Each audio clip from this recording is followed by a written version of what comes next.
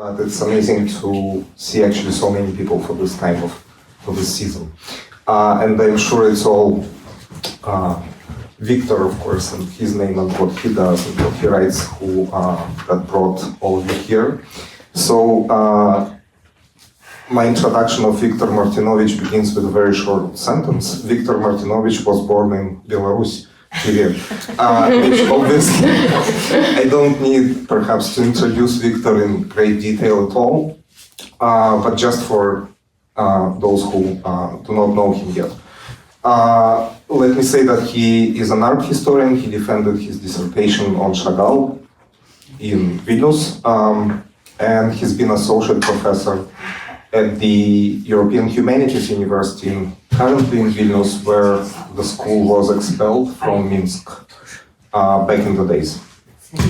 Today, Victor here is, of course, mainly as a writer, author of multiple books of creative fiction, of plays, some of which we will hear today in a trilingual reading in 3 languages, a very exciting format. And so happens that this semester, this half a year or so, the summer as well, Victor is a Fulbright scholar at Hunter College. And this gave us a chance to meet finally, and also gives us the pleasure of welcoming Victor to this room. It's hosted, let's say, this event by Tamizdat Project. Some of you may have heard of it. It's a public scholarship initiative for the study of banned books from the former USSR and Eastern Europe. Please have a brochure if you are curious to find out more about us. And yeah, let's just welcome Victor here to Hunter. Please join me in doing this, and thank you so much.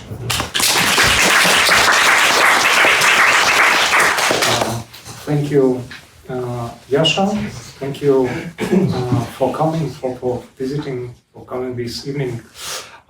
First, I need to start with this, because the event, the evening, would not happen without Yasha. So he is a hero here, because nobody is interested in Belarusian language, literature, anywhere in the world. And Yasha proposed, and let's just clap to Yasha. To our culture. So what we're going to do here is I'm going to give a statement, a lecture, short lecture, 40 minutes. And then we will have a short talk with Yasha, 20 minutes. And then we will talk with, we will answer the questions, we will pose the question, we will reflect on situation, on culture, on literature. So if you are getting itchy about what I'm saying, just know that you can ask me a question, okay? So, and now I'm going to perform the text that I created. So, the title of my speech, my lecture, is "Why did Pythia foretell the future in the Temple of Apollo?" The creature you see in front of you, and not this creature, but this creature, is pretty rare. I shall be in the list of endangered species.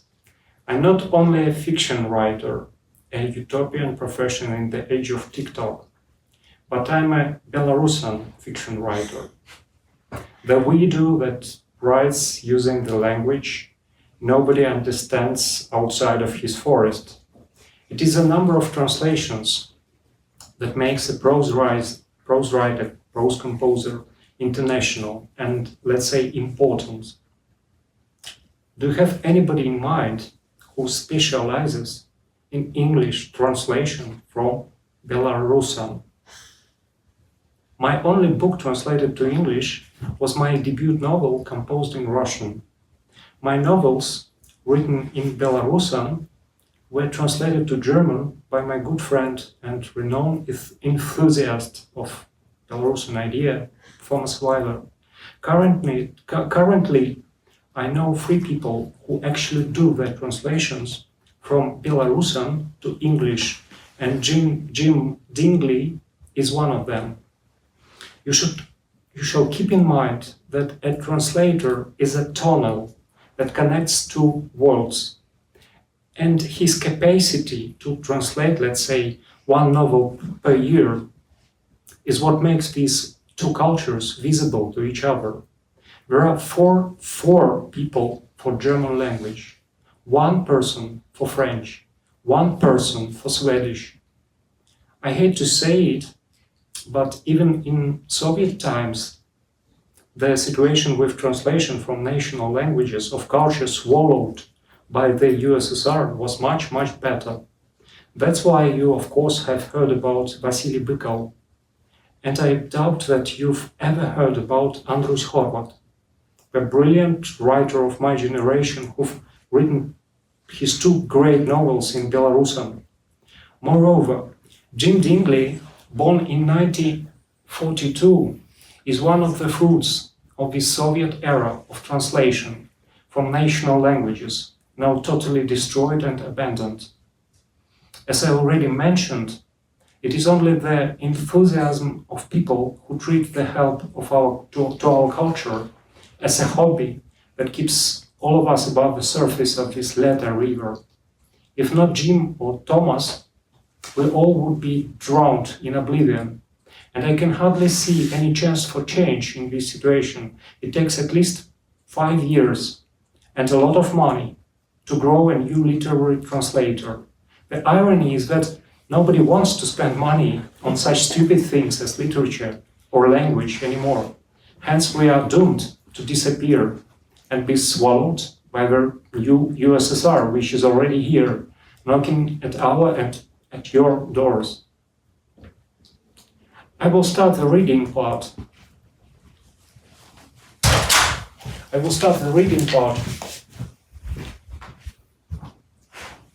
Reciting the original fragment from the book written in Belarusian language and called Mova. I will do it not only to please the ears of those people from my homeland who found time to come here, and not for the sake of the language itself, which became as rare in the public sphere as ruby-throated hummingbirds in New York's Central Park. Let's treat it as a ritual. So, «Ведаеш, чаму мы змагаемся за словы?» – запыталася яна. «Таму што калі яны знікнуць, знікне і Беларусь?» «Беларусь ужо знікла», – пахітала яна галавой. «Не, тут рэч у іншым. Мова – гэта этыка. Гэта наша спрадвечнае разуменне таго, што ёсць дабро і што ёсць зло, зашыфраванае ў словах. Ты бачыш, як тут усё? Як праз адно месца? Прычым, заўваж, не толькі цяпер, а заўсёды. Як знаходзіўся нехта годны і добры, яго з асалодай прывлякалі к ответственнасці. Свае ж, не чужыя. Чорнае ёсць белае, белае чорнае. Чэрці, якія распіналі святых. Каты, імёны якіх дагэтуль носяць вуліцы. Пяльмені Пятроўскія і каша сувораўская. Помнік Дзяржынскаму. Людзі, якія не могуць разглядзець, дзе подзвіг, дзе здрада. Філаматы і філарэты, Каліноўскі. Як гэта звязана са словамі? Запытаўся я, бо не ведаў, хто такія філарэты. Непасрэдна яна ўздыхнула. Было роднае слова, у якім гаўнюк называўся гаўнюком. Прыйшла іншая мова, дзе шмат новых слоў, і людзі разгубіліся. І ў такім разгубленым стане жывуць дагэтуль. Дай людзям слова, яны прыгадаюць, што такое дабро. And now, the translation of this fragment, which I've done with my very good but rather stupid friend, ChatGPT-4 Omni. He is masterful, but it needs a grown-up to wipe his butt. Once you turn away, he gets himself dirty. So here it is, what we've done. Why do you think we fight for words, she asked. Because when Mova disappears, Belarus will disappear too? Come on, Belarus has already disappeared. She shook her head. It's about something else. Language is ethics. It's our inherent understanding of what is good and what is evil, encoded in words. Do you see how things are here? In what way? Notice, it's always been like this. As soon as a worthy person was found, he always was zealously punished by his own people, not strangers. Black is white, white is black. Executioners whose names are still on the streets. Petrovsky dumplings and Suvorov's porridge, the monument to Dzerzhinsky, people who cannot distinguish a heroic deed from a crime, the Philomaths and the Filarets, Kalinowski. And how is this connected to words? I asked because I didn't know who these Filarets were. Most directly, she sighed. In our language, a motherfucker was called a motherfucker. Our language came bringing many new, other language came bringing many new words. People got confused, and they are still living in that confusion. Give people the word, and they will remember what good is.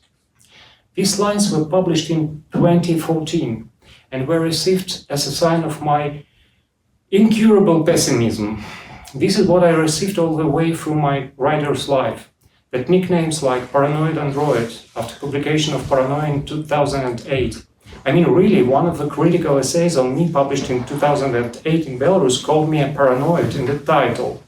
In case with Mova, I was blamed that my science fiction set in the year of 2044 didn't take into account the realities of 2014, when Belarusian language was on TV and future of Belarusian independence seemed to be unquestioned. No, if I'm asked about the future, I prefer to cite my own fiction texts. But well, Mova is not the most dramatic novel of mine, because it tells a tragedy of the language, the story of its death, of a virus. And language doesn't hurt. You have to get to the personal level to start suffer. Just to let you feel it, I will read a short original fragment from Paranoia in Russian. Well, will not bother my friend ChatGPT 4.0, for Diane Nemets-Ignatieff did a perfect job translating it for Northwestern University Press. So Russian. Гоголь, вот представь, действительно есть ведомства со своими целями, своими интересами, охраняют порядок. Так в любой стране такое ведомство есть. Там работают обычные нормальные люди, как вот этот опера, о котором СБшка написала. Ну, ловят кого-то, может, даже слушают. Обычные люди. Семья есть, дети, под гитару поют, на звезды смотрят. Чего их бояться? Это черное липкое чувство, в котором мы сейчас, Лиза, тонем. Это чувство не имеет к ним никакого отношения. Это чувство продуцируем мы. Ну да, у них табельный ПМ, хорошая зарплата, пенсия, жилье. Ну да, стекла тонированные и морда внимательная. Но они не страшные, они обычные. Ну так прикинь, вот про то, как ты меня с кровати скидывать, слушать и записывать. Ну, серьезная работа. Вся их страшность, всесведущесть, плод нашей паранойи. Перестанем бояться их, они перестанут быть серьезными. Ну что нам грозит? Вот по максимуму. Ну что, тюрьма? Наркоты подбросят и в тюрьму? Ну, этого мы боимся. Того, что щами будут кормить и в камерах с парашей содержать? Нет, мы трясемся от того, что они, ох уж это страшное местоимение, что они все знают, что они могут забрать у нас самих, что они одним сжиманием губ во время допроса могут нас раздавить, что они видят нас насквозь, знают, что мы следующее скажем. And fragment of a fragment with Diane Nemets-Ignatieff translation. Calm down and listen. Just imagine that there really is an agency with its own goals, with its own circle of interests, and that they keep the peace. There is an agency like that in every country, and normal, everyday people like the agent the newspaper wrote about work there. All right, so they hunt for people and even do wiretaps. But they are everyday people with families, with children who sing songs and play the guitar and look up the stars. What's there to be afraid of? That dark, clammy sensation we're drowning in now, Lisa, has no connection with them. We're the ones producing the sensation. Sure, they have Makarovs, good salaries, pension funds and housing. Sure, their windshields are tinted and their ugly mugs are attentive. But they are not terrifying. They're everyday people. So what if they listen how you push me out of bed? So, is that serious work? That they seem terrifying and omnipresent is all the product of our paranoia. If we stop fearing them, they will stop being fearsome. What danger can we be in? What's the maximum? What, prison? They plant narcotics and put us in prison, so we're afraid of that, afraid that they feed us garbage soup and lock us in cells with slop buckets? No, we're shaking because they, oh, what a terrible pronoun, because they know everything, because they can deprive us of our very selves, because just by narrowing their lips during the interrogation they can crush us, because they see right through us and know what we'll say next.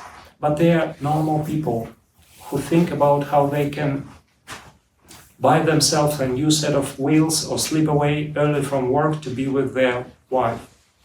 End of citing. Ironically, we're getting to know these words from the audio documentation protocol, and both characters end up a lot worse than jail for planted drugs. Lisa is slaughtered, properly slaughtered.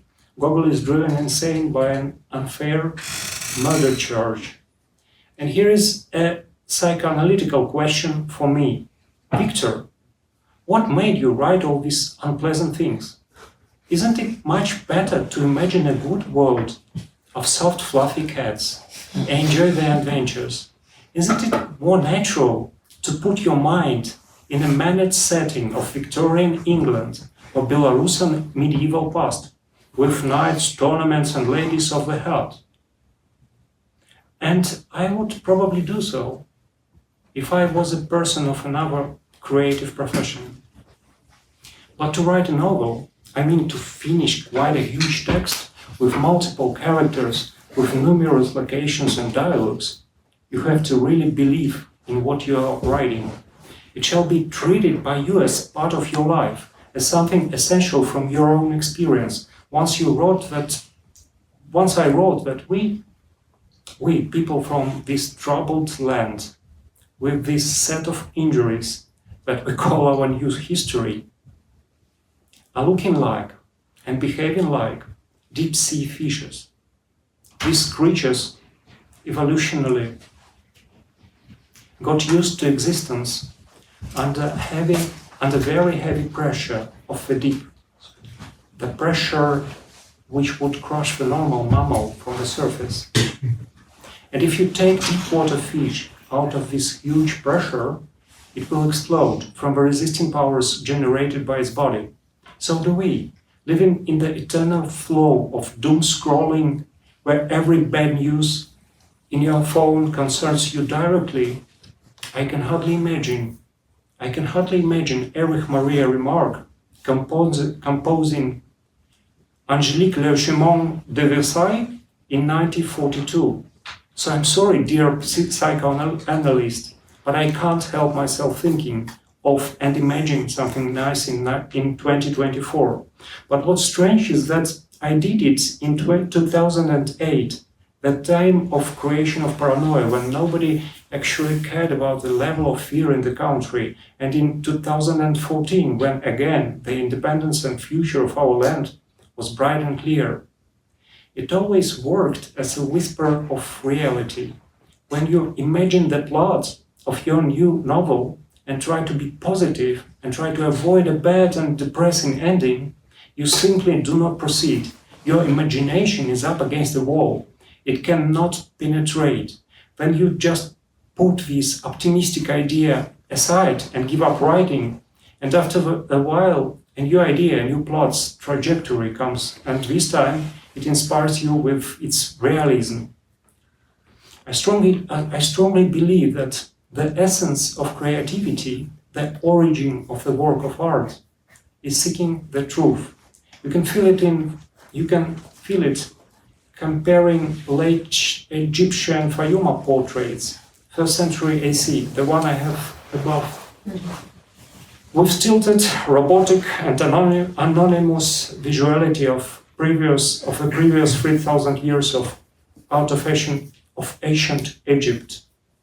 It's a truth, and it looks very obvious for us, like something very natural, but it looked revolutionary and scandalistic for somebody from 101st century AC in Fayuma, in Egypt, Romanized Egypt. And truth is such a popular word that now it means almost nothing, as any of important words, for example, freedom or happiness. So I have to be more specific. What truth do I mean? The type of truth which was called by Greeks aletheia or nudity, creator's intention to uncover something which is hidden under a opaque veil of our habits of experience, the revelation of the naked truth about the world coming into existence. I start writing only when I feel that my idea serves this purpose, and if I match to what this feeling of aletheia shows me in a brief second of a glitter of a plot's idea, results surprises after a while. 3 years after the release of Pen of Paranoia, I decided to write a novel in Belarusian and make the language itself the main source of narration. Thus, Sidyonovere, or Cold Paradise, appeared, the only novel of mine which was never translated to any other language. The reason for this is numerous language mistakes that serve as a tool to uncover false narrators in text. The tellers whose stories are fake. It starts in Istanbul, where somebody who seems to be American citizen, John Willow, meets a girl from Belarus. And not only from Belarus, but from Belarusian resistance, who is the main public enemy of Belarusian system abroad. I mean, even here, one can say, what? In 2011, there were no public ladies in our opposition, as well as the idea of Belarusian politics totally played in diaspora and by diaspora abroad was totally new. False American meets Nasta, tells her a story of his Belarusian roots and ruined mansion of his grandfather, and somehow they lose each other. False American goes back to America, hunted lady goes to Vilnius, where she tries to hide away close to homeland. I mean, now Vilnius is a really important city where a dozen of such Nastas are hiding, but not in 2011.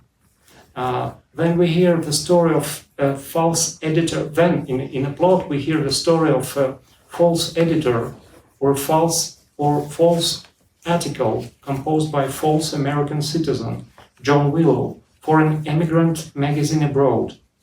Editor confesses that the reason for Nasta's kidnapping from Vilnius was that he believed the story he edited, that Willow approached him with this text written in crippled Belarusian, in which he says he impressed by Nasta's person and Nasta's story of Belarusian history, and the importance of his Willow's roots, and that he booked a flight tickets to Vilnius and will be sitting at the same time, same day of the week, at the same cafe and wait for her, for Nasta, if she decides to come out of cover and approach him to talk.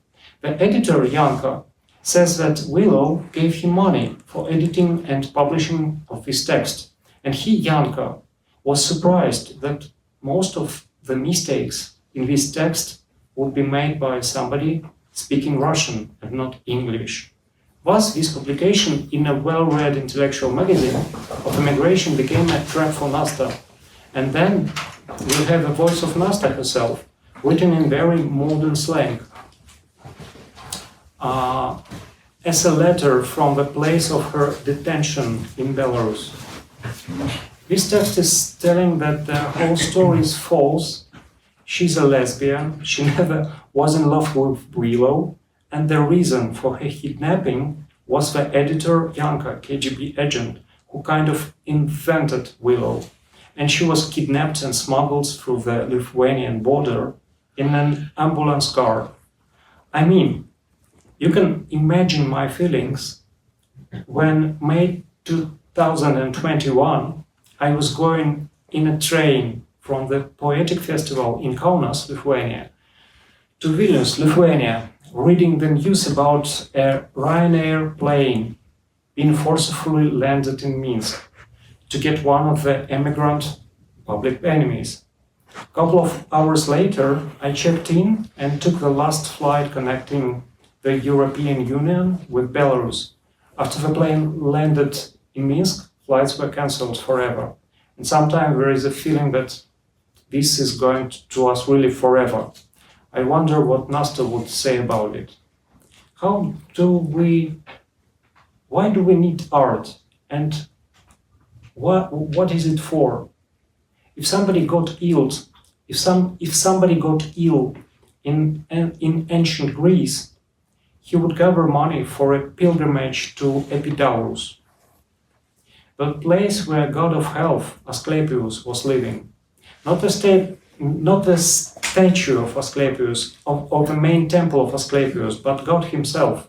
Because what differentiated Greek God from Christian God was that the first one was alive, walking the same earth with humans, both heroic and ill.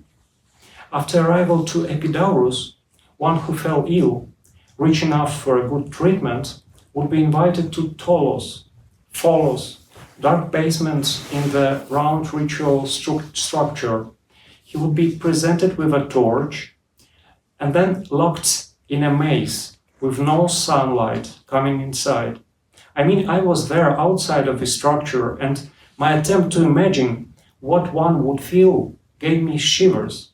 In basement of Tholos, not enough space to walk.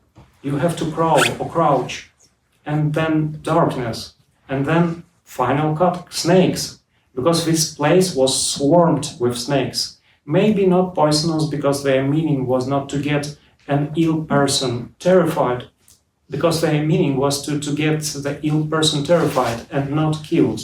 So those seeking health who came to the end of the maze without a heart attack were seen as people who are ready for the theater. They were unstable enough for treatment by poetry, drama, and actors' play. The whole meaning of arts here was therapeutic. You come to the theater to get catharsis, the purification of soul and body. You seek for catharsis in the terms of healthcare. Maybe there was no good health insurance and surgery in ancient Greece, so they needed a catharsis.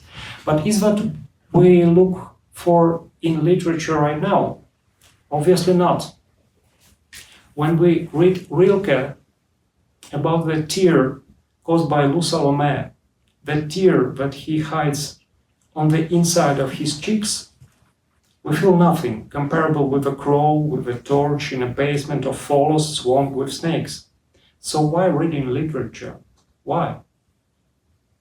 When I'm looking back to aletheia moments, I feel that in the past 16 years, writing my text, I realized that it is somehow connected with foretelling and even modeling the future. Do you remember the dialogue written by Plutarch, presumably around 117 AC, the year 117 AC? The name of this dialogue, why the Pythia does not now give oracles in verse. Plutarch wasn't only a renowned historian and chronicler, but since the end of the year 90 AC, one of two lifelong priests of the Apollo temple in Delphi. So his dialogue was written by somebody who closely observed and understood exactly this process of decay of oracles in Greece. This is his citing, the decay of oracles in Greece.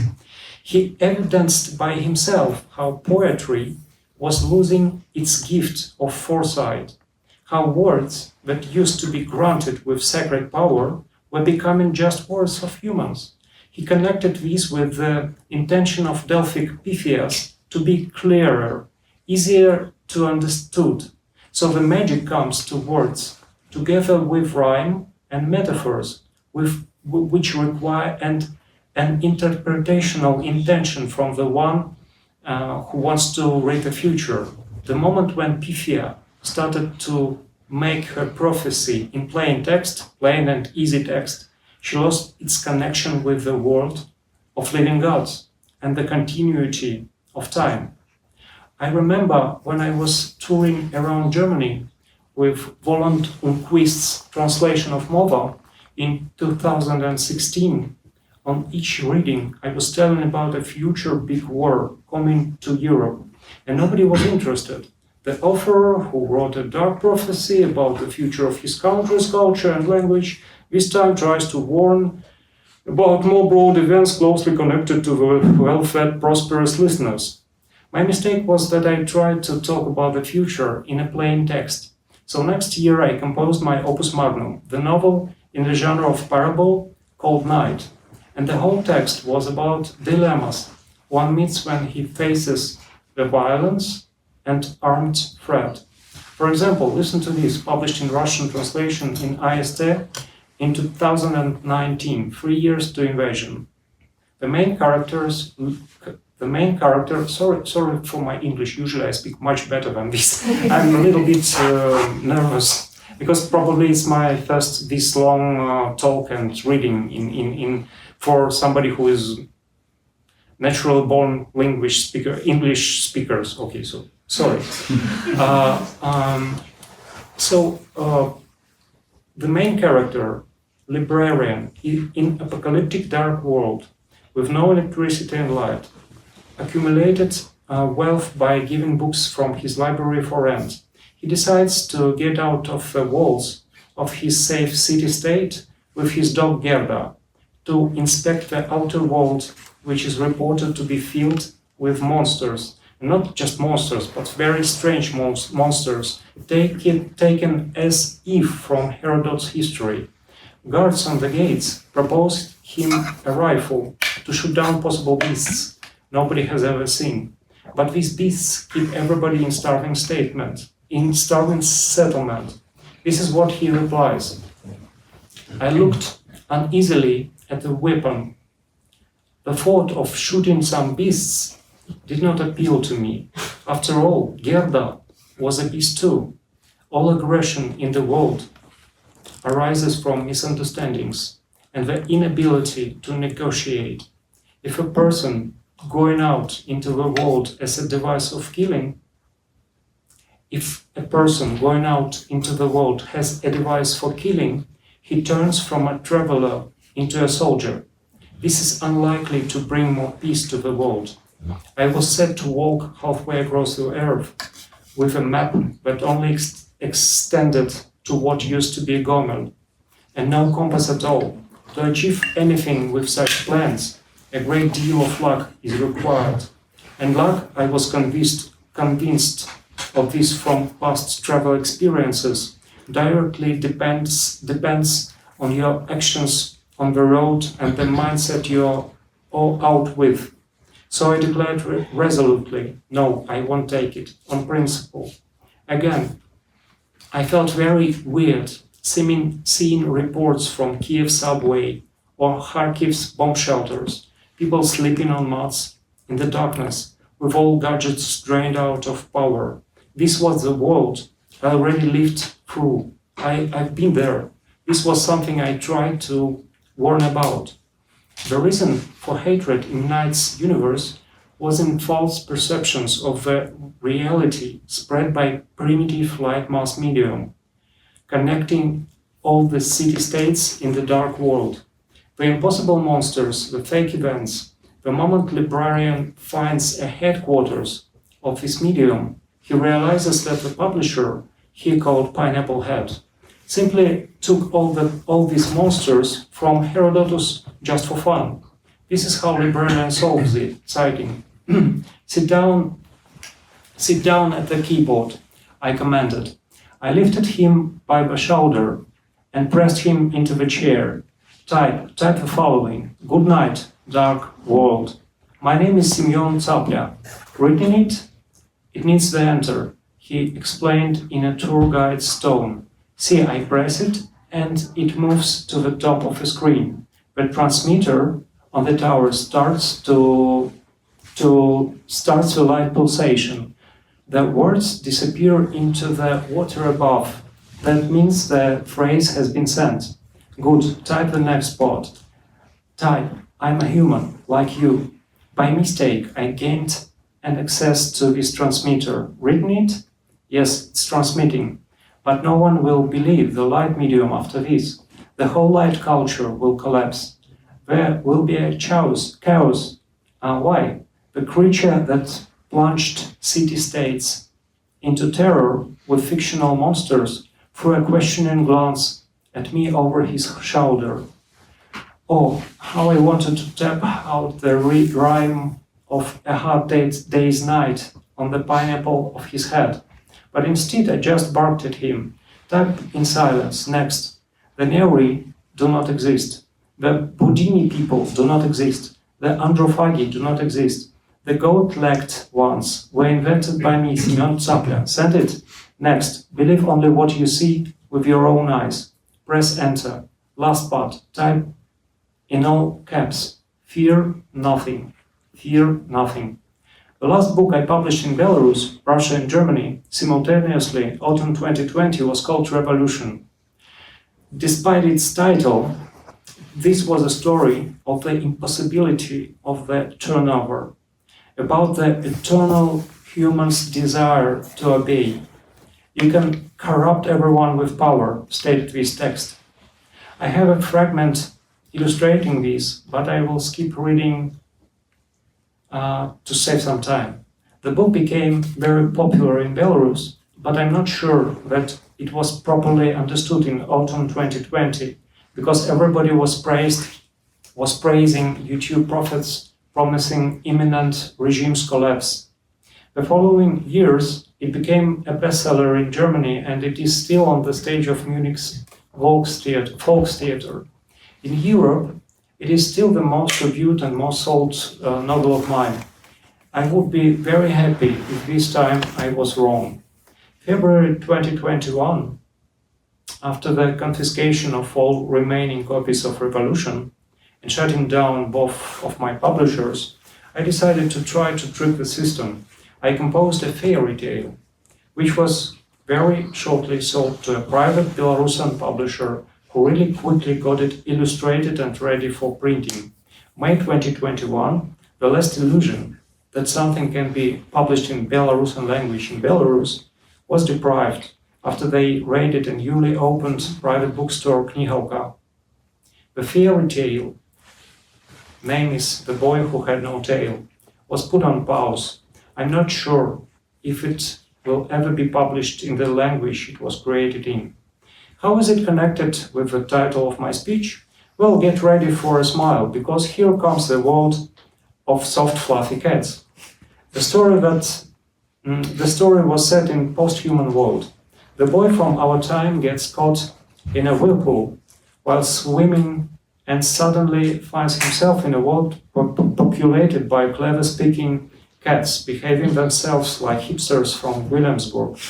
He tries to find humans, but there are no traces of a single sapiens left on the planet that looked pretty much as the Earth. In his search for those like him, Boy falls in. He meets Raven, a hermit who traded his health for eternal life and the memory of worlds before the world of smart cats. Here's the last sighting you will have today. The dialogue of Alex and the Raven.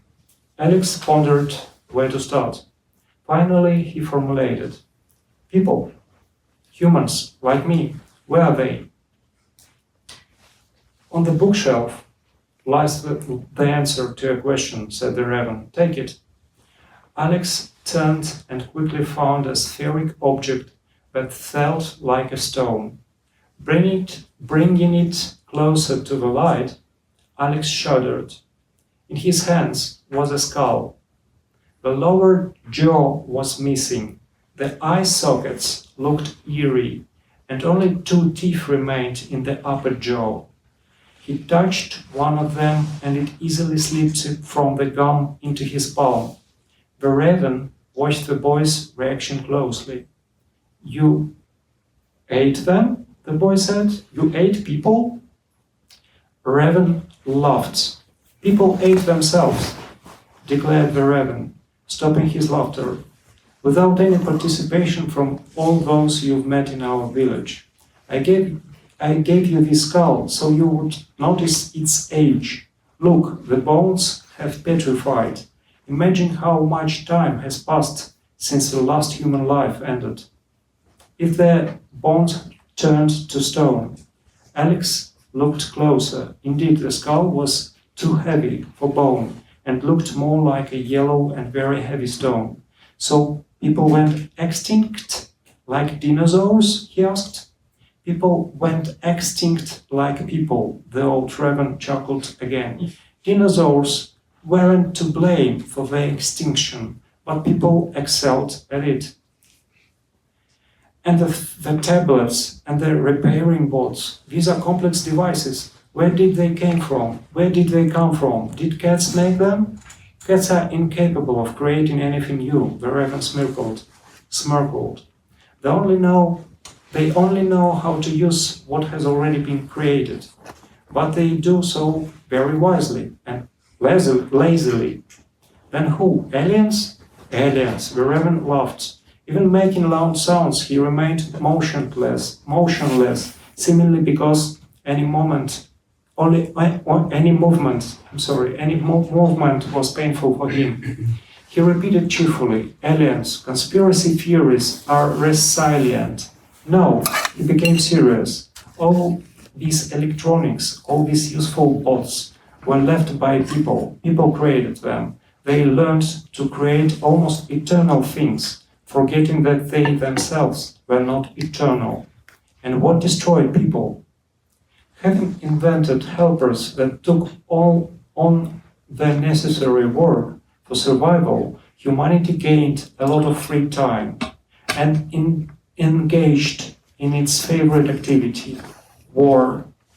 Countries started destroying each other, not realizing that they were destroying humanity as a species. And how did humanity perish? First, there were wars, then epidemics, and then some bright mind fought to combine them. But nothing could clear territory of enemies better than a virus. People prided themselves on their ability to evolve, but didn't realize that viruses evolve incredibly fast. The time came when there was no more room for people in the world, and then animals began to evolve. The first to use the fruits of the vanished civilization were pets, who started living like humans. However, the animals did not repeat the mistakes of the bipedal creatures and began by inventing a common language, and then cemented peace with the universal law not to kill and not to eat those who can speak. Alex sat stunned. It was so strange to feel like an ancient reptile belonging to a species that due to its own stupidity had reached self-destruction. The petrified skull stared with empty eye sockets, like a heavy punctuation mark to everything the raven had said. End of citing. Contemporary human treats the time as a subject to the highest laws of the universe. All the powerful and wealthy people in our world dream of solving the last problem that money can't solve, the problem of aging and death. So if we were ancient Greeks, we would definitely make the boss of gods, Zeus, to be in charge of our future. If we were the priests of the oracle temple in Delphi, we would dedicate our prophetic temple to Zeus. But this is what stunned me in the case of oracle's temple situated on a slope of Parnassus mountain. The temple everybody was rushing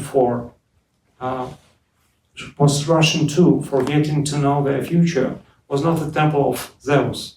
It was a temple of Apollo, the artistic, ladylike god of poetry and arts. Moreover, there were two gods in charge of arts and poetry in Greece.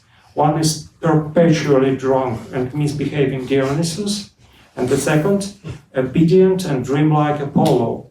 Here applied to Nietzsche's The Birth of Tragedy from the Spirit of Music.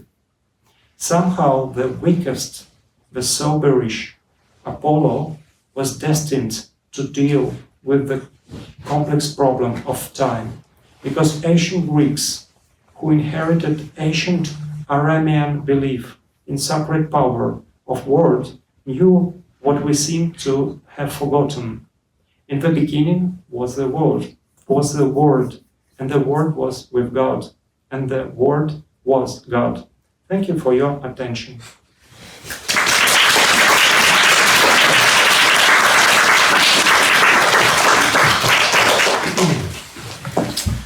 Thank you so much for this incredibly long-distance journey from before this millennium and to 2024. And if I may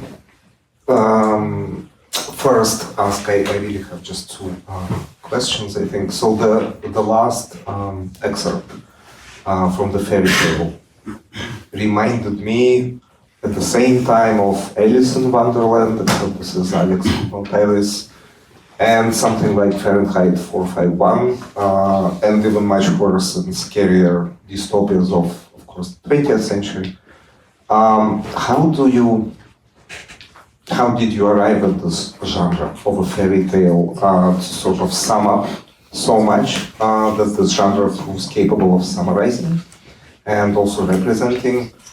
And to what extent maybe someone like Orwell, the author of a fairy story, and just in a few years, the most famous dystopia of the 20th century, 1984, to what extent was his two genres, right, that he worked with, were in play in the background for you here?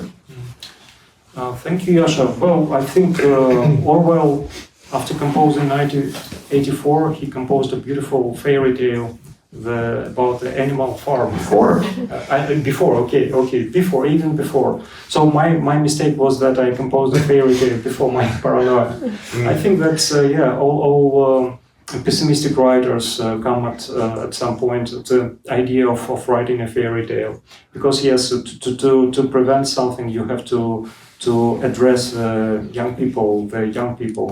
And I think the genre of fairy tale is much more parable-like. When we read a good fairy tale, we treat it as a parable, much more than we treat any contemporary text. We are ready to interpret it more broadly when for example, 1984. It doesn't seem to be a parable, but parable is something that I think is very important when we talk about pessimism. So I think this would be my serious answer. But of course I can joke, but let's keep it to after party. My joke. I almost asked what would be yet another genre if the pessimism keeps growing. Will there be another genre that you find fitting, given how the recent history unfolds? Well, talking again seriously, I think that we are facing the one more end of literature, because the depth of crisis of international publishing houses is very, very amazing. And I think it will only be deeper and deeper. So I think the genres will be more and more related to the action. So I predict that a lot of big writers will end up become film scripters, the ones who are writing scripts for the cinema. And I'm enjoying writing for the theater, because you get the immediate effect when you see your characters on stage. You have this feeling of happiness, because it takes so long for you to give a feedback from your writings. It really when book is released on a foreign language, for example, it's usually 2, 3, 4 years after you wrote it. So you feel almost nothing when when you are on the reader. And in case with the theater, the text is shorter and it tends to be much more powerful. Script, the theater play, it's shorter and it's more powerful. So I think the future of literature, in a way, for some time is in its very close relation with performing arts, and if talking seriously. But past 200 years, only one genre appeared in the literature, and it's science fiction. And it is a big question if this genre didn't exist before. Maybe it was. So I think since literature itself is so old, it's so hard to think about something new in this, because everything was already written, read, and criticized. Thank you. And one more question I have has to do with this idea that the metropolia, or the home country, and the diasporas, communities that speak the same languages, but are geographically somewhere else, are connected like two interconnected vessels, right? They're not completely separate, but the dynamic is such that the more or the higher, let's say, political or any kind of pressure is in one, the more output, right, it results in the second connected vessel. So speaking specifically about Belarus and Belarusian diasporas, if only here in New York, if only not necessarily actually most contemporary one, but from the 40s, from previous periods, how would you describe this dynamic in terms of like this valve, right, that both connects and separates the two vessels? At what point actually does it start, or did it start, or has it started kind of working basically one way, right, without letting whatever is in that outside external vessel kind of without allowing it to be so much connected to the domestic one?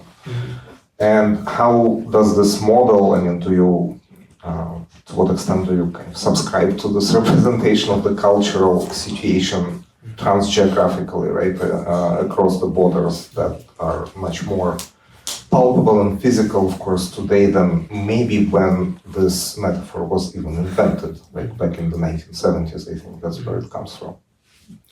Well, I think that immigration and diaspora changed dramatically past 30 years. The very term, the philosophy of the ontology of diaspora changed dramatically because of the internet. I have a feeling that it became impossible.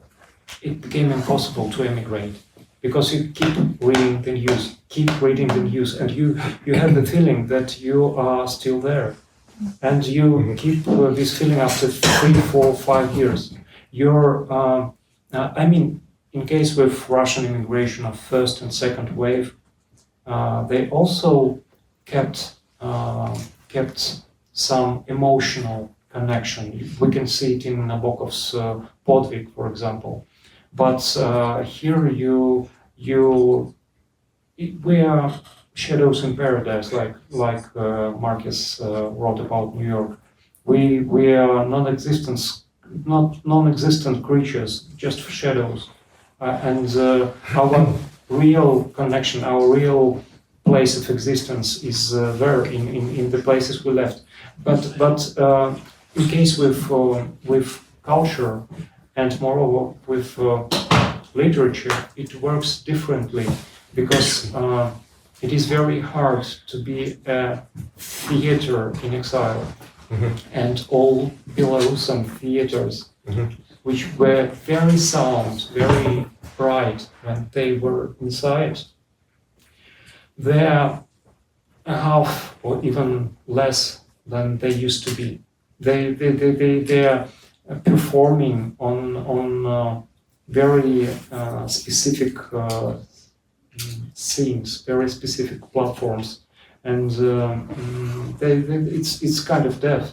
And it also works with literature because you can publish something online, but this is not a publication. To publish something, you have to publish it physically.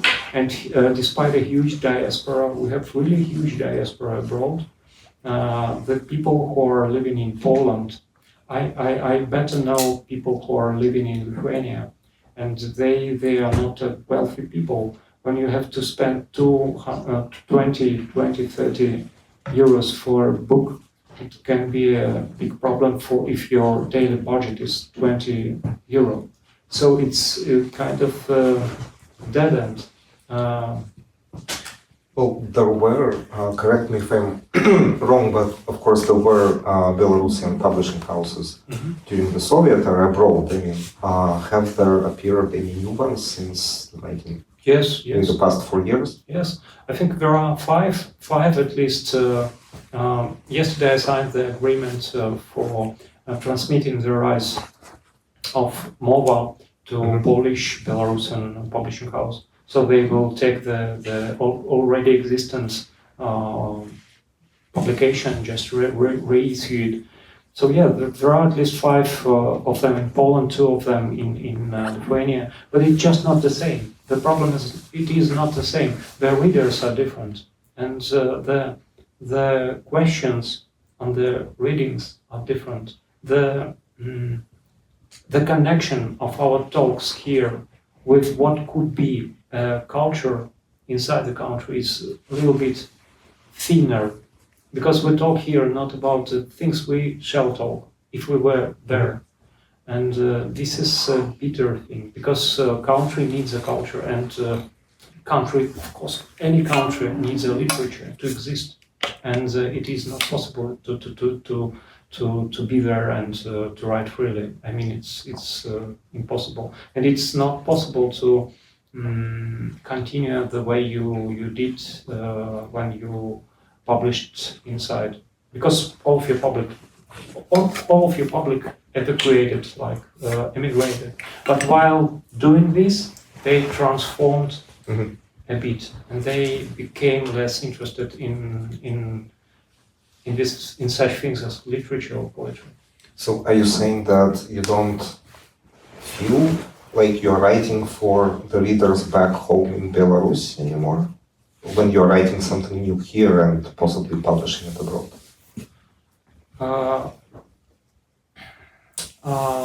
I think that I'm writing something. I'm writing something for some non-existent readers, because they are in Belarus, but not in Belarus of 2024. So it's a huge gap between me and my public. I'm afraid. Thank you. Please, we have plenty of time for more questions, of course. Yes. Do I need a microphone, or can I just? Yeah. Well, because I read all your books, or most of your books, and they were considered subversive, but they were all published in Belarus, but it was then. But now when we all left, and I think that, recently I have only been reading Belarusian works published abroad. But there are still 9 million people, and there are publishing houses there, and there is some culture there. So, I've been, of which I do not know enough. Somehow it does not reach me. I do not read about it. I don't read this literature published there, but I know almost nothing about it. So do we really now have 2 cultures, or what is going on? Well, I think we always had 2 cultures. It was always like that, because the culture we represent, and the culture that represents the people who escaped, who evacuated, who fled, it was not a culture which would be the official culture. It always was a partisan culture or counterculture. Even when we had a huge readings, it was kind of it wasn't official in a way. So it was a lost generation. I think we all were writing for some lost generation, for people who and the most dramatic thing is that I can hardly see that these parts will ever come together in during my lifetime, during upcoming 20-30 years. We are going my in a question is a little bit different. My question is about the culture that caters to the people in the country. There's cultural production there. Do you know anything about it? Are there good writers there? Somehow we're cut off, and well, there's a population of 9 million, and there's this state-supported culture there, and there are still state publishing houses. yes. So. Yes, they do. And it's in the textbooks, right? Yes, I mean they publish a lot of books, and the theaters they still attract people, and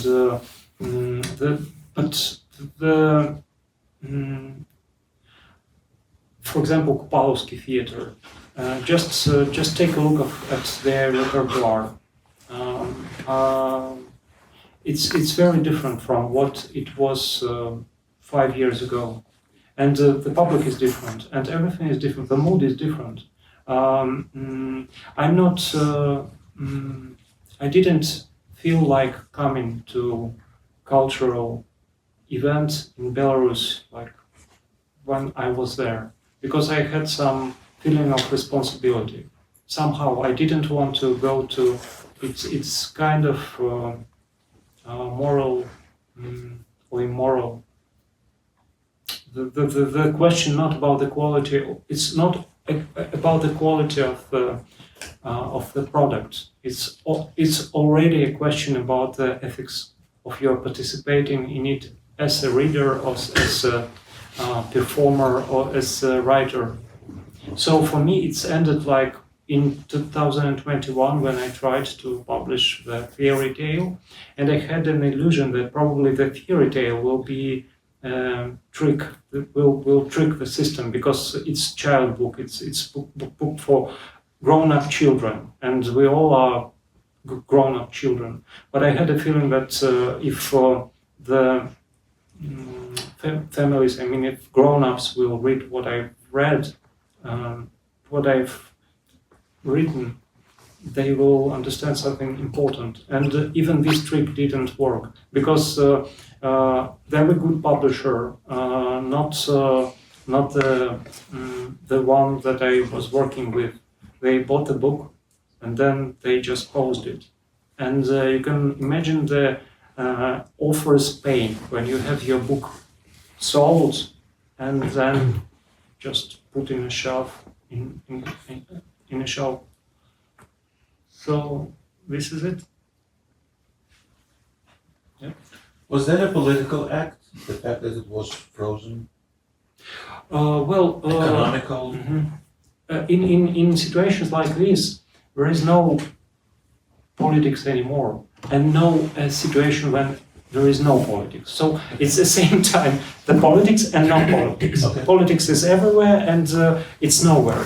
So it's not about politics. It was about the fear. A very good guy, the publisher. I respect him very much because he was brave enough to pay the money for the text that he liked. And then I would do the same if I was him, because when they came to Knihovka, it became obvious that actually you cannot publish the book of Victor Martinovich, even if it's about the fluffy cats. No, not now. And I really do not know when. I really do not know when. I respect everybody who is writing. I mean, I respect those who are on stage right now. I respect people who are creating something for Belarusian theaters. One of my good friends, also a scholar, Ksenia, composed a text about World War II, which is on stage of Belarus Youth Theater. So her choice was to do something for people like me who stayed there, and I respect her choice. But this is the deed that is not acceptable for me as a writer. I cannot imagine myself doing it, but I respect her choice. There is a question there. Where do you live right now, and what will be your next book about? Well, I live in Haarlem right now. Haarlem, yeah. Haarlem is very. It reminds me of Aftas, if you know what I mean. Aftas, it means What is Aftas? Aftas. It's a workers district in Minsk. Автозаводской район? Автозаводской, yes. And it's the same ethos and the same mood on the streets. And we have Apollo Theater instead of MTZ, DK-MTZ, the House of Culture of Minsk plant of and about future plans for writing. Now I'm composing a book on. You can see that I'm a little bit over dedicated to the philosophy of culture, even in the way I present in my own books. I'm composing a scholarly book, a monograph on arts as a language of humanities. So this will be the text in English, published in Scholar Publishing House somewhere here in Vilnius. This is my Fulbright project. As to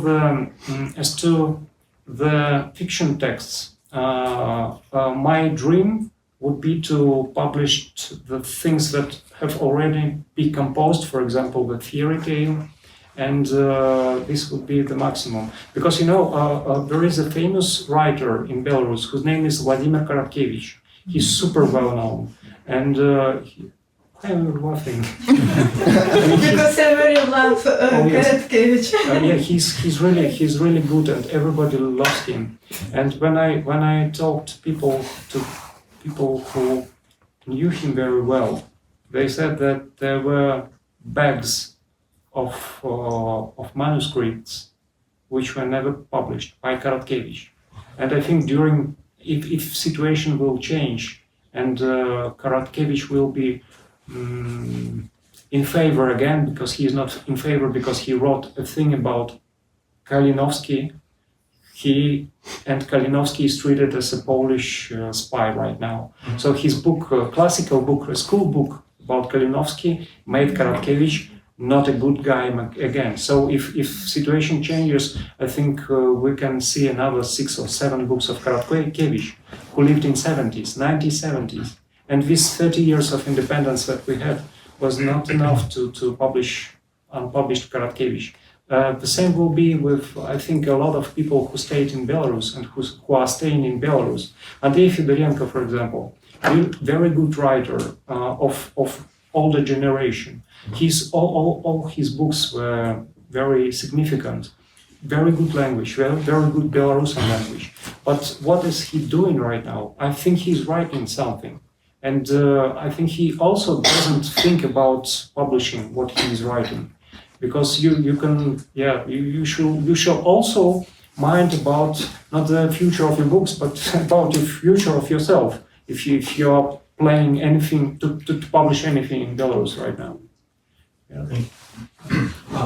Victor, thank you very much for coming. Thank you for this lecture. Yasha, thank you for organizing. And my question is following. People abroad assimilate and evolve. Like we in diaspora, we start speaking different language, we start to absorb different cultures. And little by little we leave our context, which we leave it somewhere back in Belarus, Russia, wherever we came from. And what about the authors abroad? Because we can remember many of them, plenty of them, and you of course know them, and partially you one of them. What about the authors? If they evolve, or and what are they going to be? Or it's a death of the author and rebirth in something new and something like never seen in this world, and or it's just enrichment of the world's culture. Like, what are the paths? Thank you, Mikhais. Well, I think that it's the postmodern is over, I think. So we can talk about the death of idea of the death of author, because nobody. The death of the death. So author is here again. We are living through the new emotionality, I guess. For me, there are some authors who I love and who always designate what we will talk about in 2 or 3 years. Yesterday we've talked about creatively done non-fiction as a new genre, and Julian Barnes is the one who started the postmodernism with his the history of creation of the world in 9.5 chapters.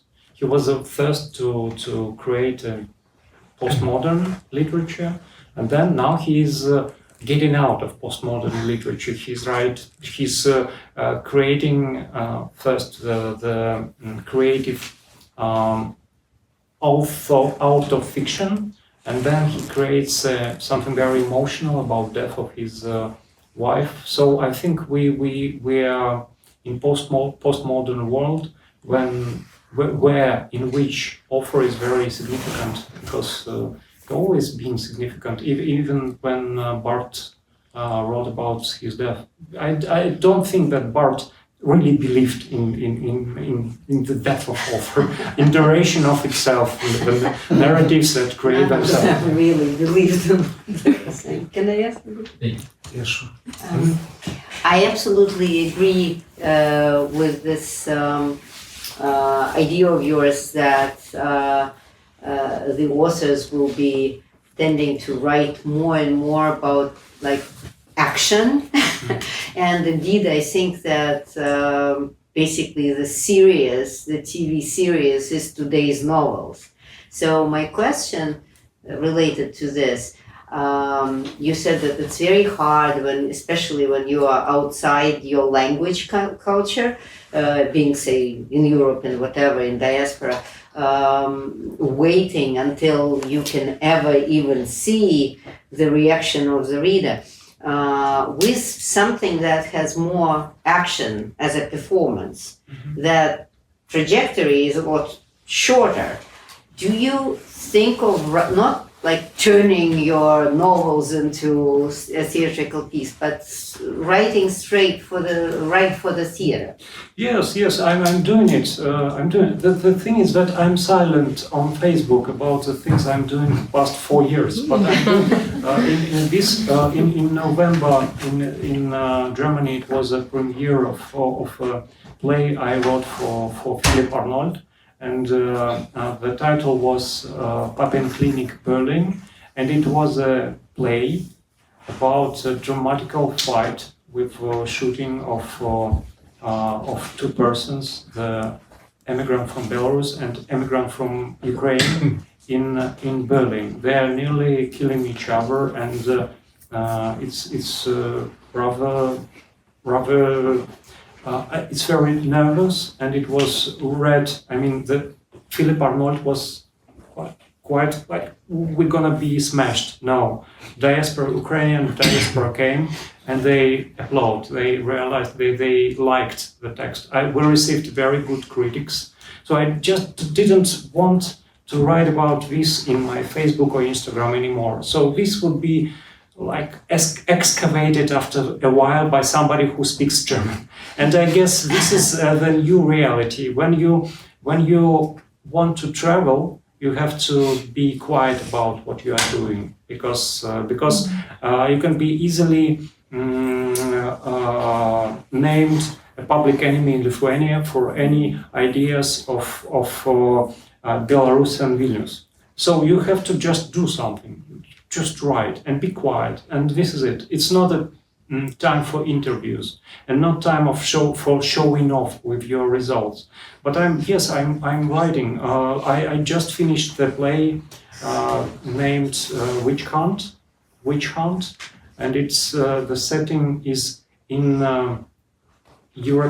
any European city, and it's a play about Inquisition. Like how it's like 1.5 hours of action, and it's funny. At some point it's funny, and then it becomes very fearsome, very scary. Yeah. Yes. So. And yeah, it will be staged in Vilnius? I have just finished it, so I will send it off, and we will see. In which language? In Russian. It's another fruit of our new times, because I gave up writing Belarusian, because if you write Belarusian, you have to find somebody to translate it to Russian to get it translated to other languages. So if you think time is that way, you have to write in Russian, because it's much easier to translate. Everybody here can translate from Russian, yeah, but a few people here can translate from Belarusian to English, because it's rare. You have to feel it. Yeah.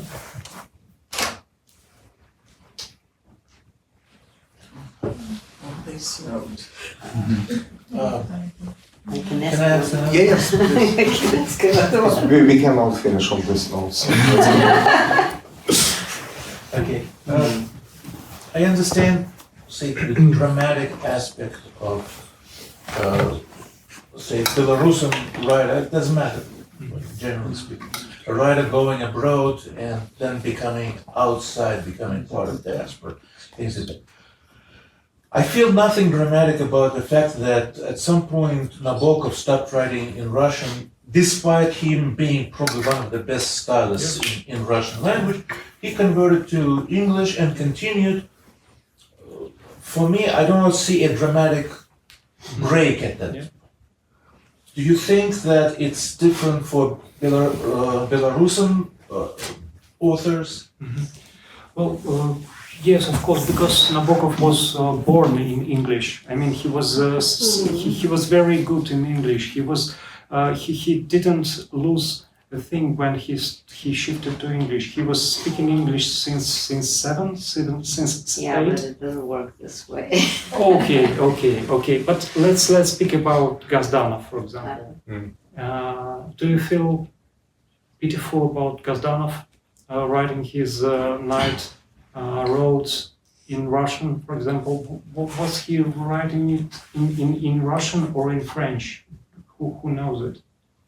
I mean, in Russian. In Russian. Okay.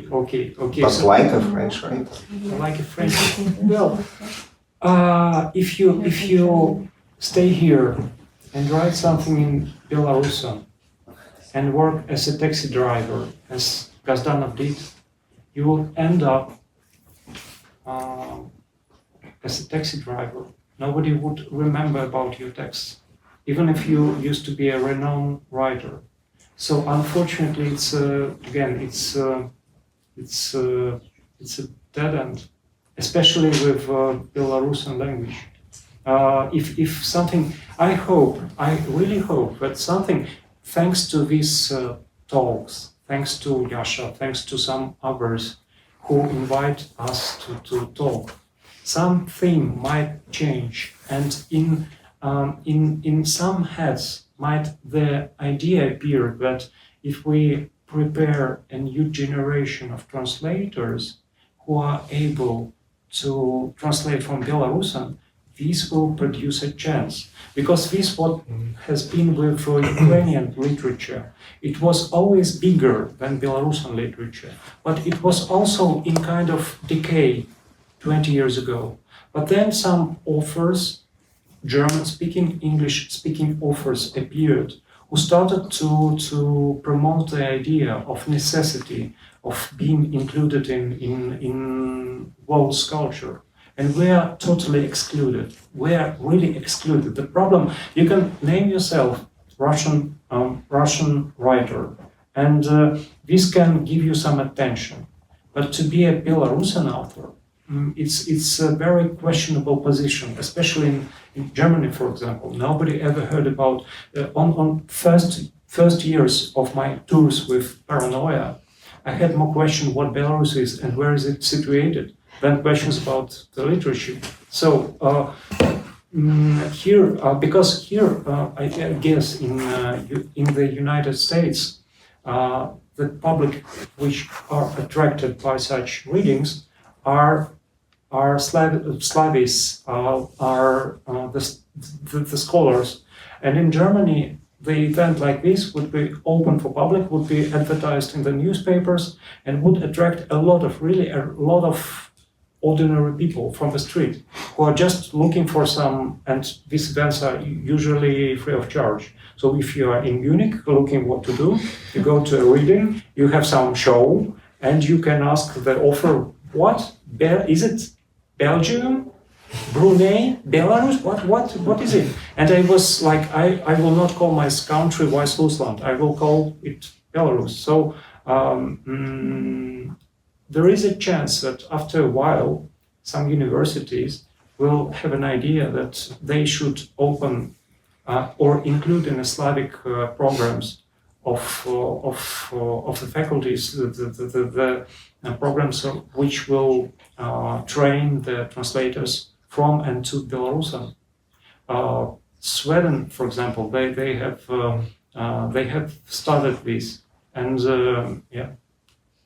this will give a chance to tour and to be translated, to continue. Yeah. I have a three-part question. So I guess one, do you see any solution in how to popularize Belarusian literature and how to bring more translators? Mm-hmm. And this is going to connect into my final part, but I was hoping maybe you could expand a bit more on the relationship between Ukrainians and like exiled Belarusians, or even displaced Ukrainians and exiled Belarusians. Do they find any moments of solidarity or connection, or is it more animosity? And furthermore, I believe linguistically, Ukrainian and Belarusian share about like 90-something% of the language. So do you think that maybe 50? Oh, really? 50% of this. Okay, so I guess I do the mix. Well, I don't know enough, but considering the increased popularity in Ukrainian literature and similarities with language, do you find maybe the Ukrainian literary scene might help with the popularity of Belarusian literature? Yes, we used to have a very close contacts with poets and with prose writers from Ukraine, and we are in contact. I'm in contact with Yuri Andrukovich. I'm in contact with Sergei Zhada, and we love each other as colleagues. This is first. The second, about the possible help in promoting. No, I think we are in not in competing, but in some opposite situation right now. So it's not the time when our likeness can help us, because politically we are kind of rivals. We are in situation when we have a lot of sympathy to each other. When we start talking, we have a lot of traumas, as not with Belarusians but Ukrainians, that probably will not allow us to cooperate. But I participated again. I participated this autumn in joint Latvian, Ukrainian, German, Belarusian theater project, and we coordinated perfectly. And the first question was about the perspective of. Can you please the first one? Like, do you see any solution in how to popularize Belarusian literature? Well, I think that we writers have to create some good stories, and we have to translate them to English somehow. Because when you have your story in English, it will, if it is good, it will be sold all over the world. But first you have to get in contact with Jim Dingley, or try to invent somebody else. And I really encourage all of you who are capable of translating from Belarusian to English. You can do a huge favor for the future of the very existence of Belarus, because it's not done through donations. It's not done through political decisions. It's done by small deeds that you are able to do. Just translate a sample translation of a sample fragment of the author you like and send it to the publishing house. And this will be a huge deed for the existence of Belarus in 20 years. Because, $800. The agent says that for Russian, for example, to translate the sample is it's 40,000 symbols. Translate it from Russian, it's $800. To translate it from Belarusian, it's like $4,000 because it's only one person usually. So it's really So, wow.